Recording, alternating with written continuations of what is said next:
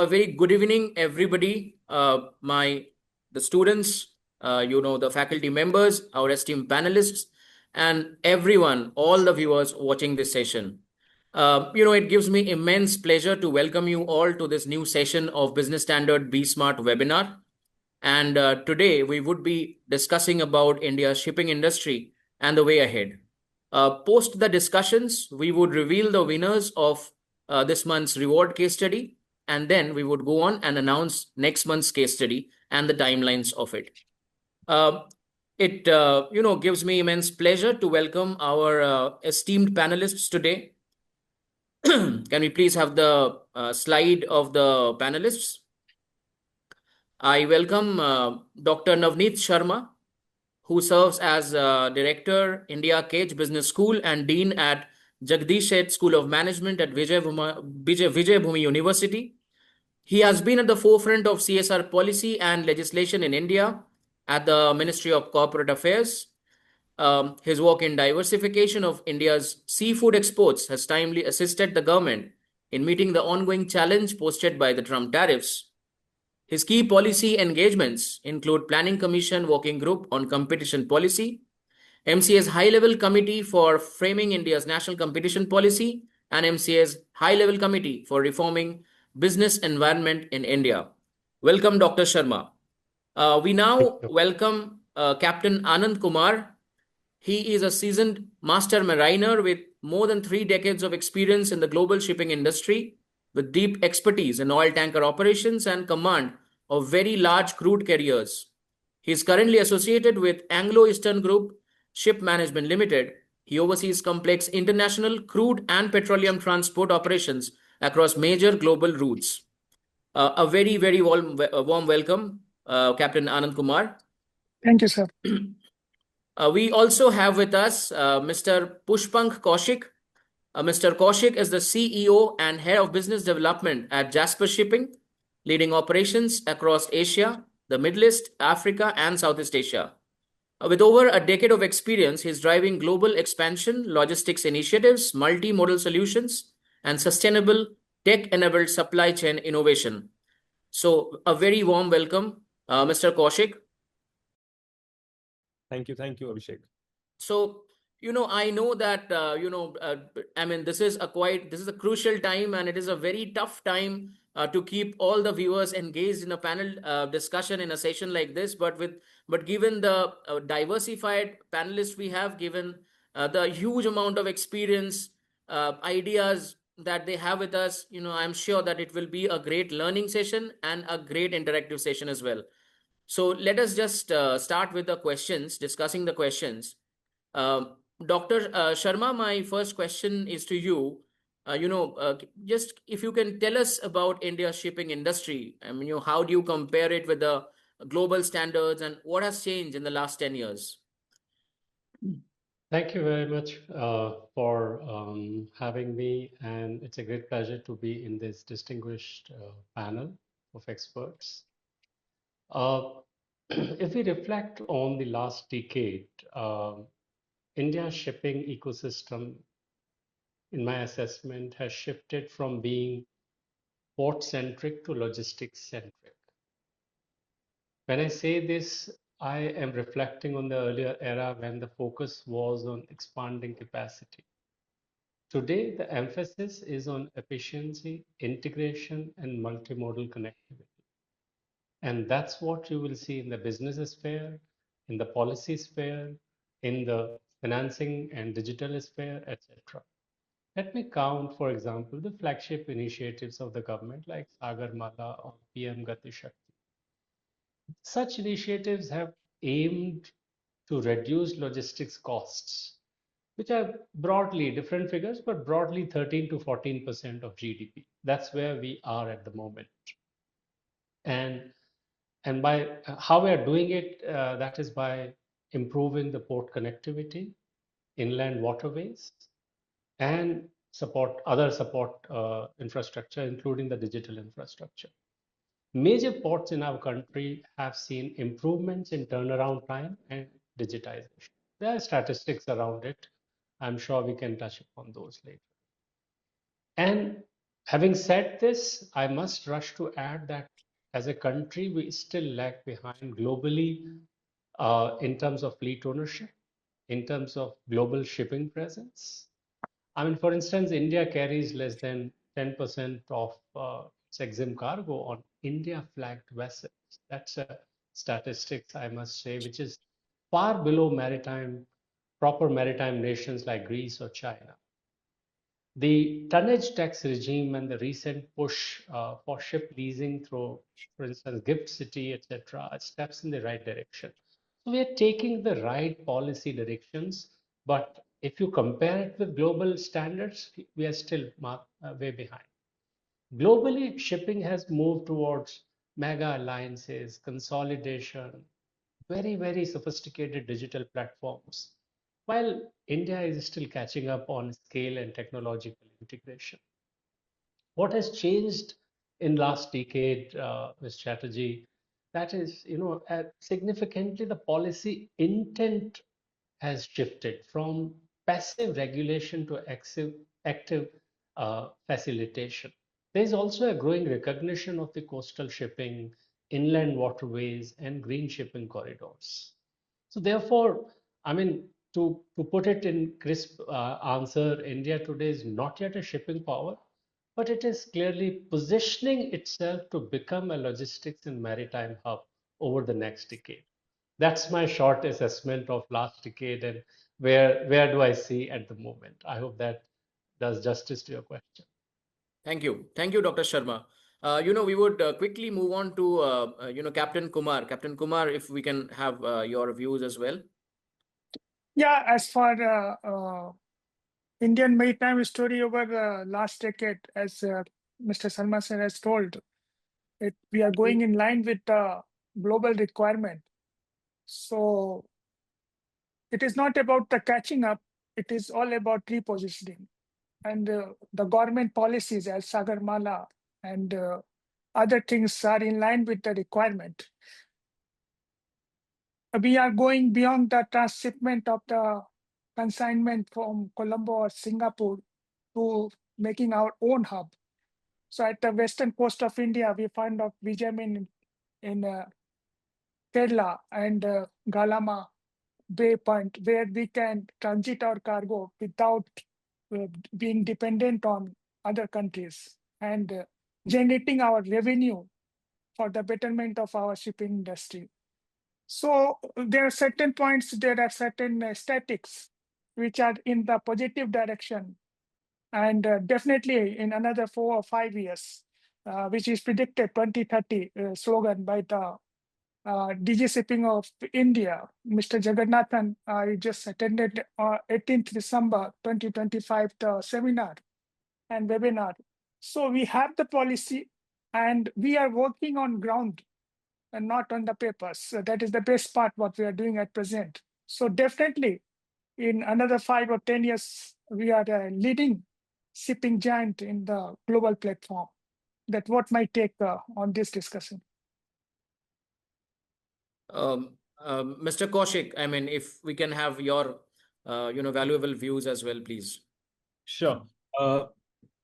Rightly said by Dr. Sharma and Captain Kumar on the policy framework moving in the right direction. Adding to this, I would like to bring in the global market and how is it shaping up.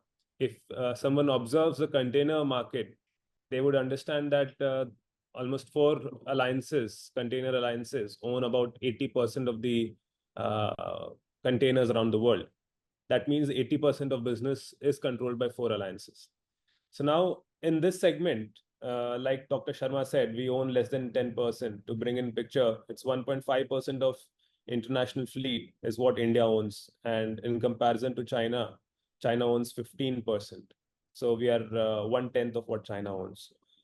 Now the question is, where are we headed?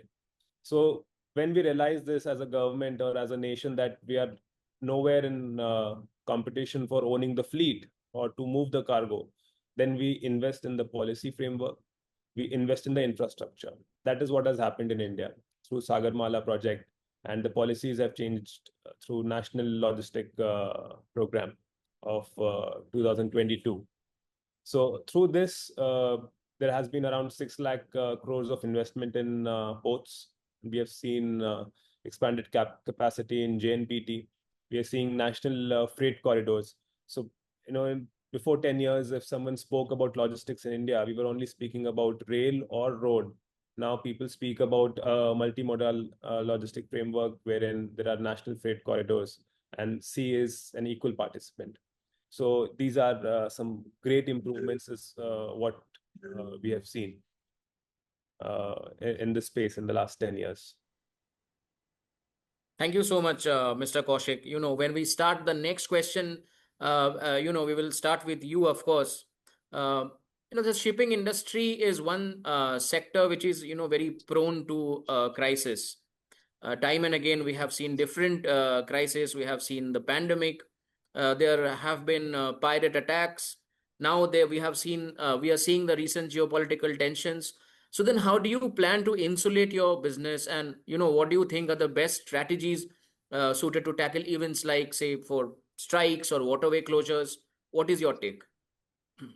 So I would take you to the 2023 Red Sea crisis to understand how we tackled it and what we adopted, because I believe that was the start of how the sea transport got impacted by the international crisis.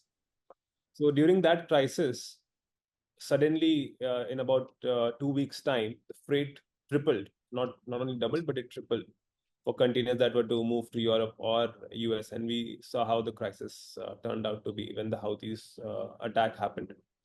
During that time, the vessels started taking a Cape of Good Hope route. The rerouting happened, and there were about 15 days additional transit and about $1.5 million of additional cost on each vessel that was impacting the owners. So during that time, we added 3 layers almost. And the first layer was making sure we have a alternate routing clause mentioned in our agreements. A floating surcharge cost was mentioned in our agreements. The second was that we always ensured post that there was a carrier and port diversification that we adopted. For example, we never relied on one port or a particular port to do the transportations. We always spoke about multiple options. And the third and the most important was intelligence, which we relied on using the tech options that we have today and the regulatory awareness that is possible today with use of AI, etc. We relied heavily on that. So this was the approach that we adopted during this crisis in the past as well, and even in the Middle East crisis. Thank you. Thank you, Mr. Kaushik. Dr. Sharma, your views on this? I will allow me to, a very, very compact and wonderful answer has been given by Mr. Kaushik. I want to give a slightly conceptual foundation to that explanation so that audience appreciates what Mr. Kaushik was really building up. See, shipping, in my understanding, is the only truly global dollar-dominated transport business where demand is derived, not created. Let's understand that. That's one of the basic features of the business, right? It exists because trade exists.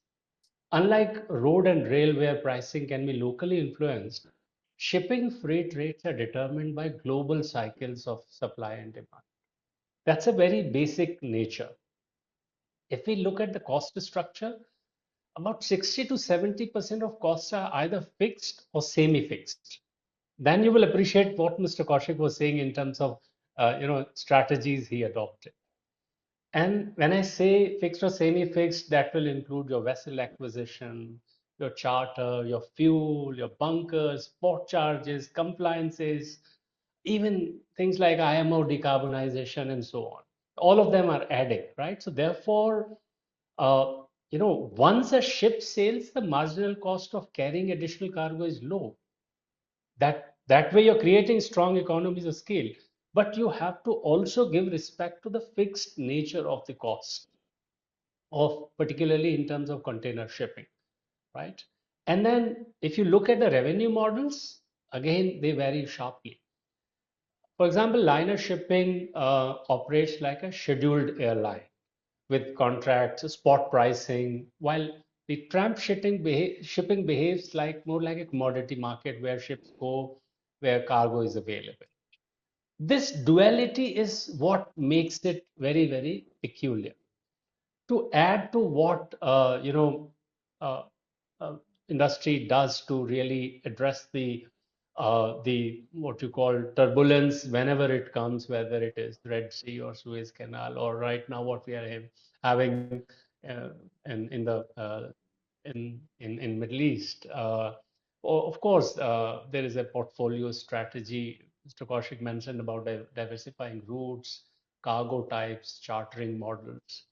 But I think without duplicating the strategies, I want to place my emphasis. One is on the financial hedging, wherein you look up to fuel hedging, currency risk management, liquidity buffers, etc. And that's what he was referring in terms of redrawing the contracts. One more thing I want to add to Mr. Kaushik's answer is the building up strong relationships with port authorities, regulators, and global partners.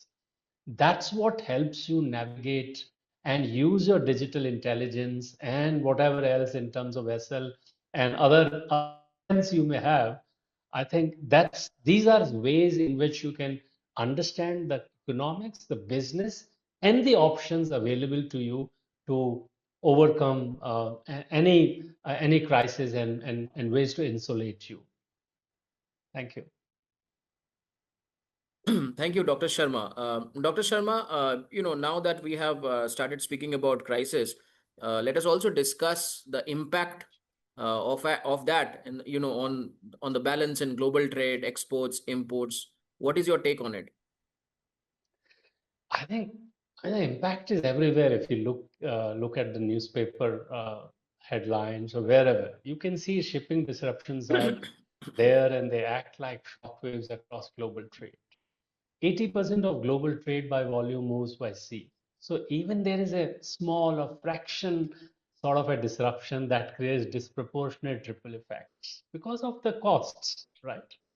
So therefore, I mean, if you see Red Sea in near past, but before that COVID, we saw import inflation. Our import budgets saw inflation very, very clearly. Uh, Anywhere between 10 to 30, 40%. Those are some numbers I still remember. So therefore, countries that are heavily dependent on imports, naturally they are going to face rising costs. And people who are heavily dependent on exports, they tend to lose competitiveness. That's a basic disruption of business competitiveness. Secondly, supply chain gets stretched, longer routes. Mr. Kaushik was giving you some examples of how rerouting really took place, and therefore longer routes when you are avoiding, let's say, Suez Canal, that is increasing your transit times, that is disrupting just-in-time systems, which as a business professor, one would love to take pride in, but that gets disrupted. And then, of course, there is an inventory pileup and shortages, either of the two. So therefore, the trade balances as a result widen. Export-driven economies suffer delays, while import-heavy economies face cost pressures. And as a result, at a country level, we see current account balances. And if you look at smaller economies, naturally they are hit harder. I mean, a big country like India has greater ability to absorb these trade cost shocks, but naturally smaller countries are much worse hurt. Lastly, when you look at a crisis, it accelerates structural shifts. I think that's where I want your audience to take a deeper look at, because then companies diversify sourcing, near shore the production. They don't want to go far, then build redundancies into supply chain. So therefore, the entire efficiency quotient of production and transportation undergoes a massive change. So these are some of the things I would like to mention in response to your question. Thank you. Thank you. Thank you, Dr. Sharma. I could see Captain Kumar waiting to speak very eagerly. So the next question is to you, sir. Let us talk about the skills. Let us talk about that. Do you think that there is a skill shortage in the maritime industry now? And, how can this be addressed if you think there is? And how important is the role of education institutions to bridge the gap? Yeah, Mr. Abhishek, as we were discussing, there is no shortage of manpower. Here we are talking about the shortage of mind power, where we are working with all the maritime institute and all the skilled force we are having at present in India. So as far the maritime institutes are concerned, we need to include in their syllabus regarding the latest requirement of decarbonization, where maritime IMO is now implementing CIA and carbon intensity indication, and European Union with ETS. So if in the early stage in the institutes we educate and make them present with the requirement, what the latest requirement is coming, and most of the requirement is going to enforce by 2030.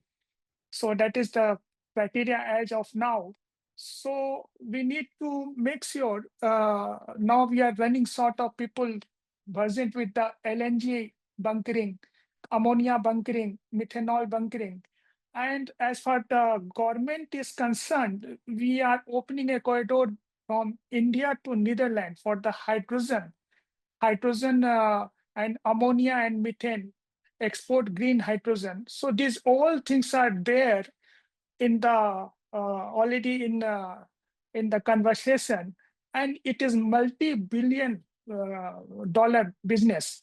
So uh, once our students who are there in the institute are educated about all these things, we will have a force ready for the India maritime industry. So that where we need to have these changes in our education system.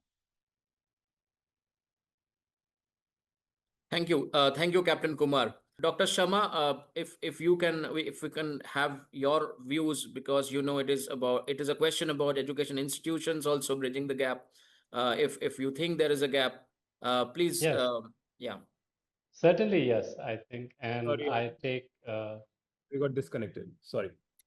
yes, Mr. Kaushik, welcome Yeah, back. Mr. Kaushik, please continue, please. No, if Dr. Sharma was speaking, please, after him. So let me take this opportunity to highlight firstly, the skill gap. And I want to mention that in the past, a good number of MBAs have worked in the sector, but naturally that is no longer sufficient. And generally the model was MBAs used to acquire additional certifications, sectoral certifications, etc. But now there are very specialized sectoral courses that are finding flavor. But and I am mentioning this in the presence of two industry stalwarts, I think, and I would love to have their feedback on that. As an educator, what I feel is that it's not just about shipping and ships. It's now the kind of business and economics we are facing. It's about systems thinking, about building global supply chain. The entire piece is about that now. So therefore, I think the courses need to be a lot more analytical. They need to have a lot more input on digital and geopolitical awareness. I think that's what even Mr. Kaushik and Captain Kumar both were mentioning, how it has become extremely critical, particularly when there is a crisis. So, traditionally you wouldn't see data literacy as critical, but now it is critical. Understanding freight indices, demand cycles, predictive analytics, so without that, you can't really run shipping company any further. Secondly, risk management and scenario planning.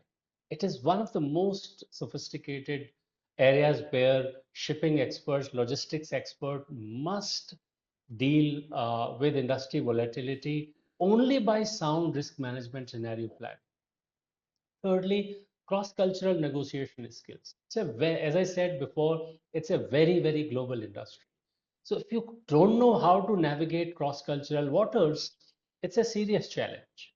Fourthly, regulatory awareness. I think a shipping company, a shipping executive ends up dealing with several dozen regulatory regimes, several dozen organizations, including IMO and carbon market and port authorities and local governments, national governments. It's really massive.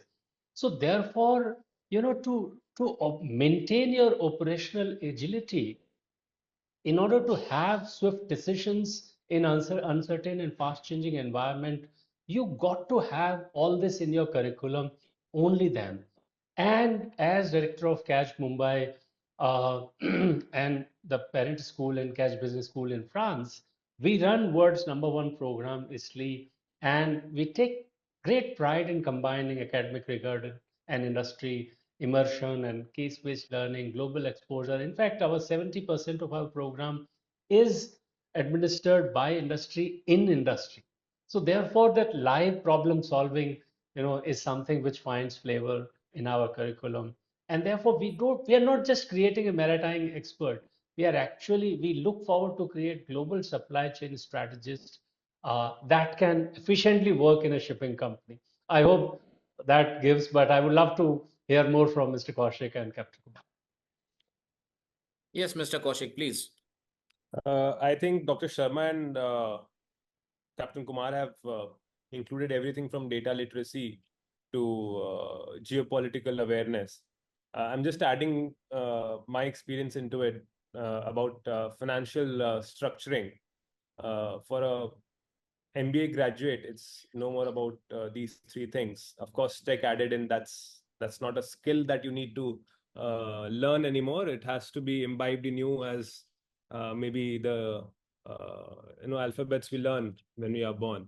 So tech is something as crucial as that. So financial structuring is something that we all need to be good with.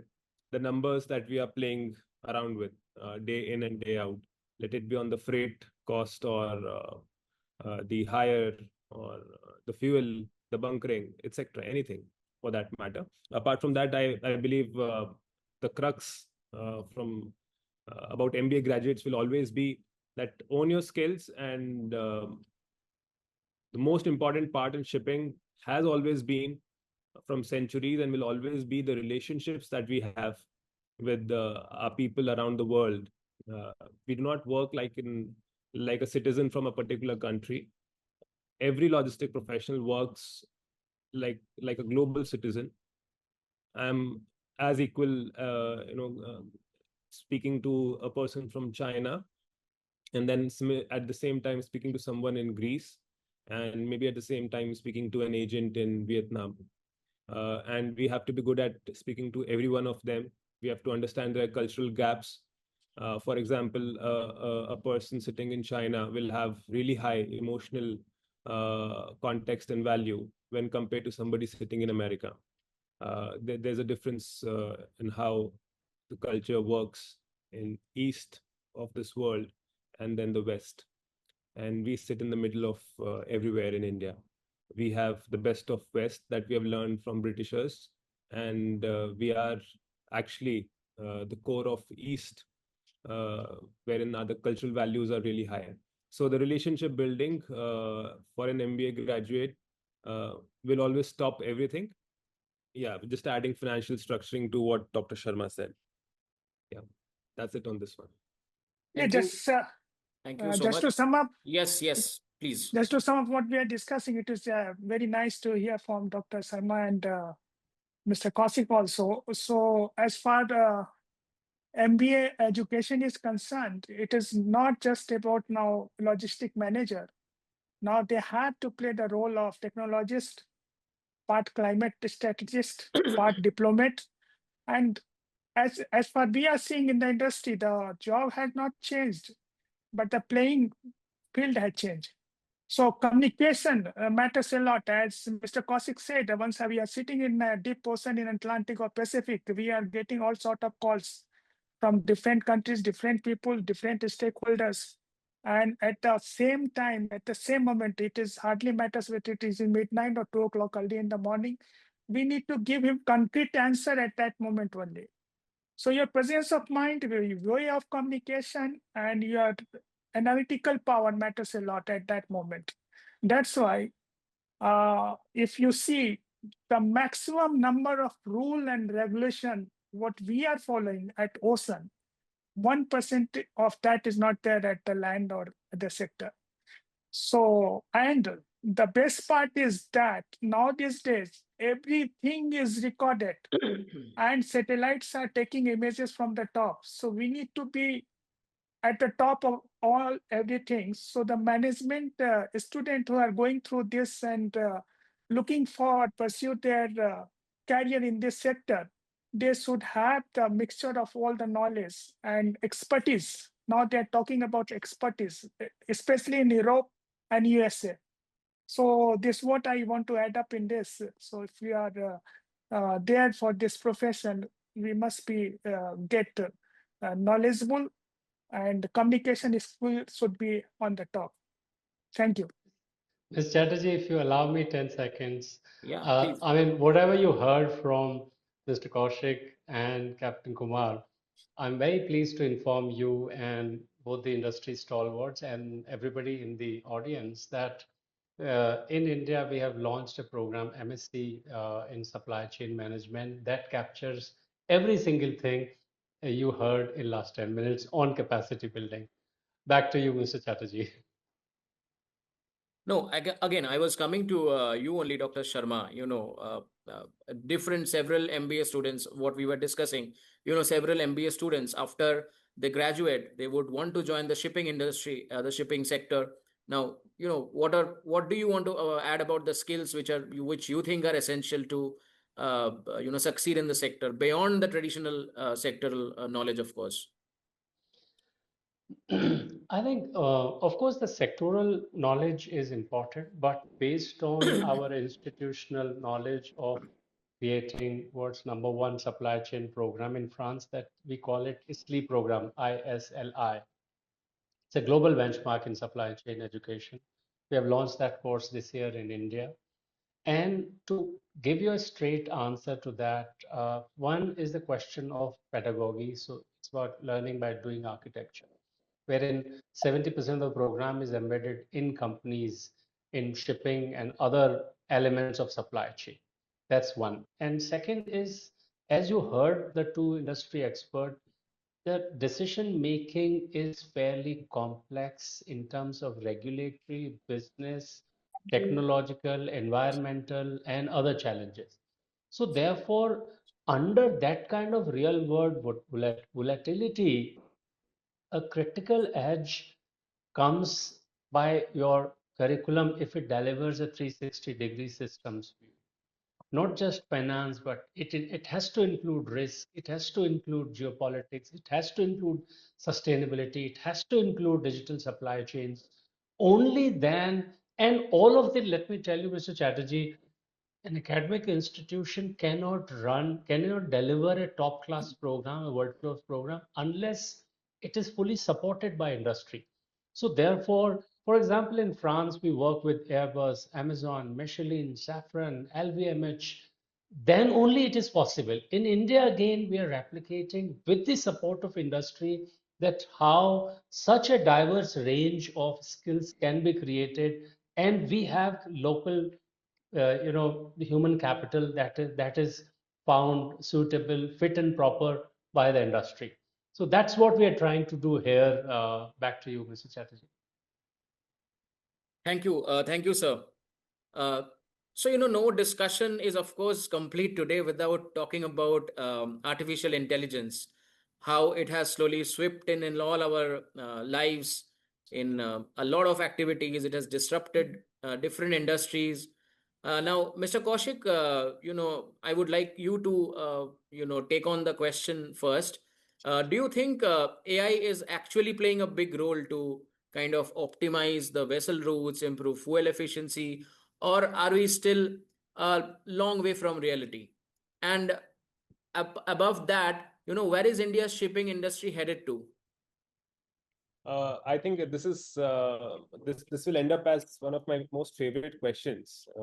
And AI, I don't think that it is just about if it is delivering value.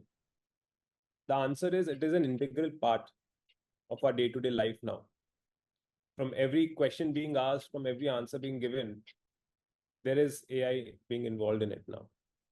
If you talk about the big container liners like Maersk or CMA, we have seen in their annual reports how AI has brought in difference.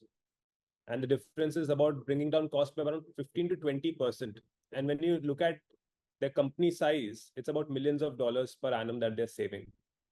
Like Captain Kumar spoke about carbon intensity indicator.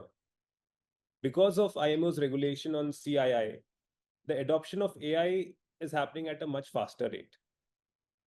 So AI is an integral part. There is no denying about that.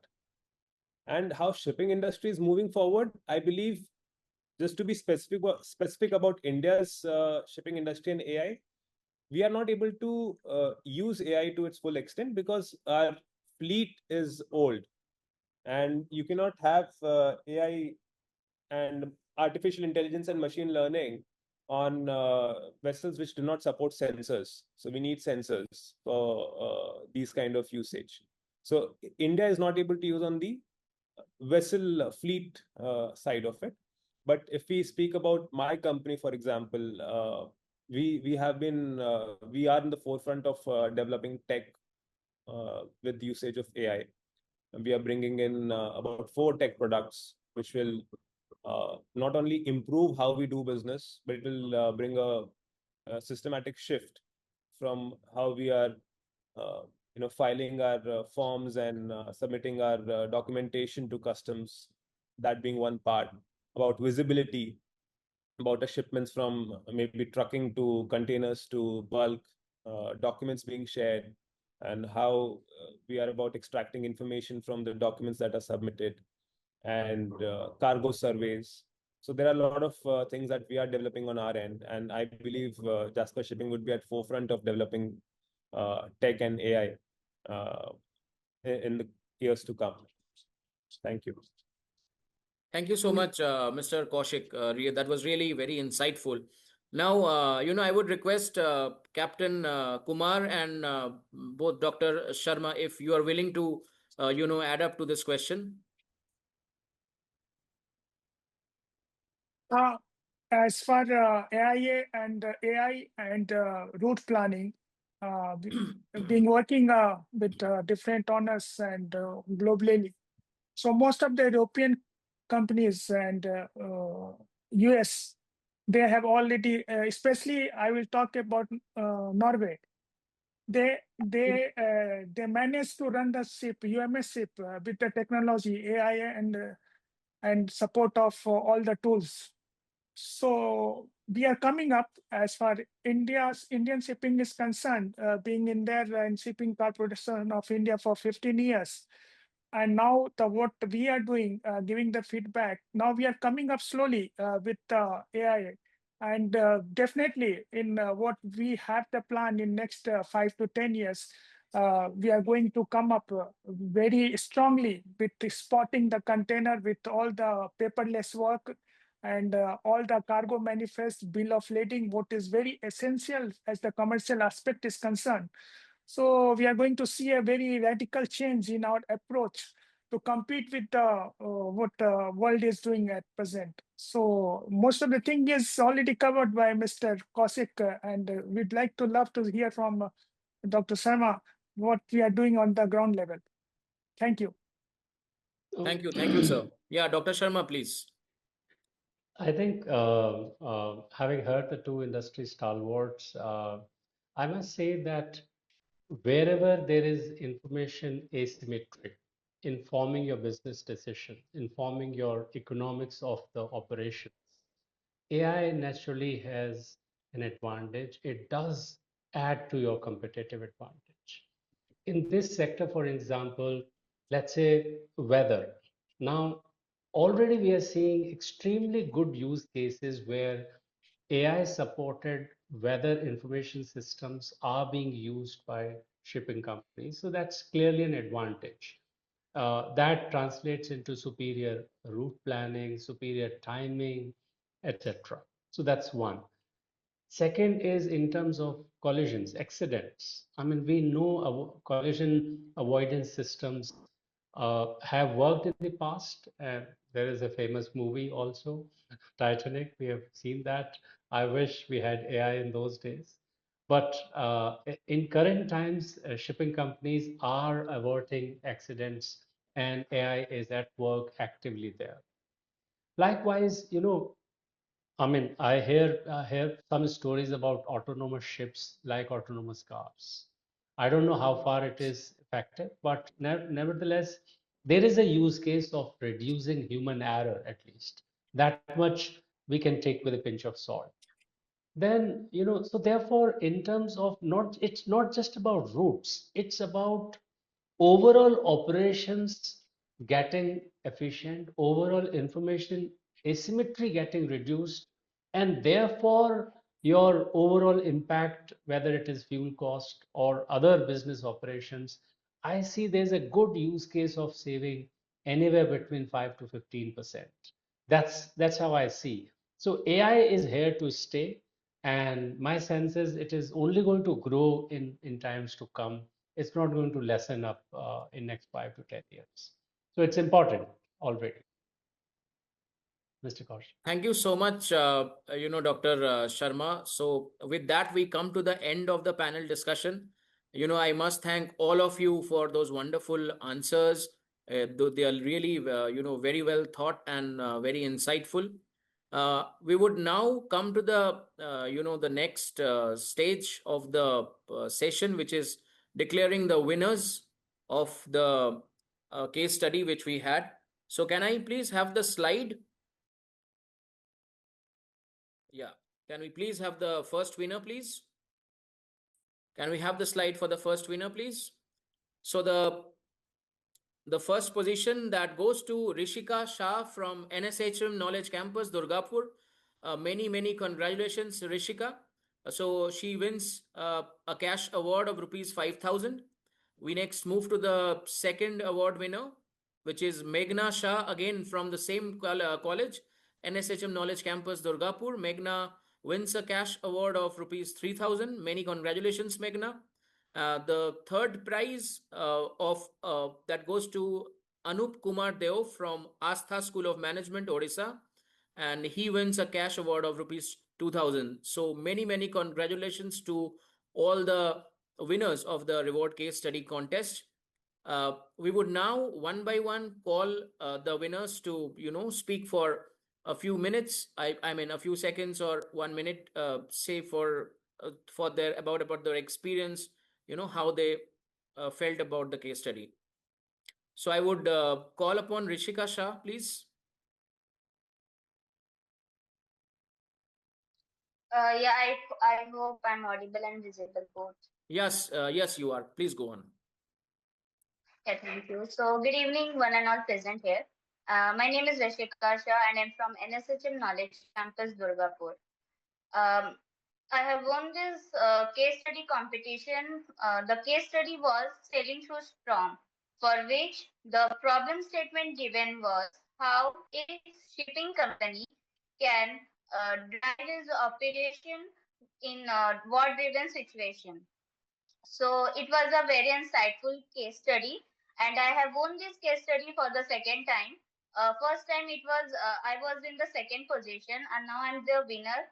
So yeah, and I would also like to thank my teacher. Through their guidance and support, I have been able to apply my theoretical knowledge in a practical way. And वो कहते हैं ना कि एक हीरा को चमकाने के लिए उसको घिसना जरूरी होना होता है. So I feel like the business standard and BSmart application is such kind of platform where I can be able to improve and enhance my skill. So yeah, thank you once again for this grateful opportunity. Thank you. Thank you, Rishika. I mean, Business Standard would be glad to hear about your praises. Thanks for that. Thank you so much, sir. We would now invite Meghna Shah. to talk about her experience, please?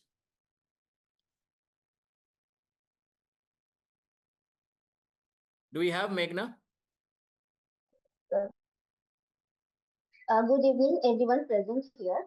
My name is Meghna Shah, and I am the second runner-up, and I am truly grateful and humbled to receive this recognition today. Meghna, do you want This to journey switch on the started. video if you, yeah, please continue. Okay. I'm truly grateful and humbled to receive this recognition today. This journey started at NSHM Knowledge Campus, Durgapur, where pursuing my MBA introduced me to opportunities like BSmart. What began as a simple step to participate turned into a powerful learning experience.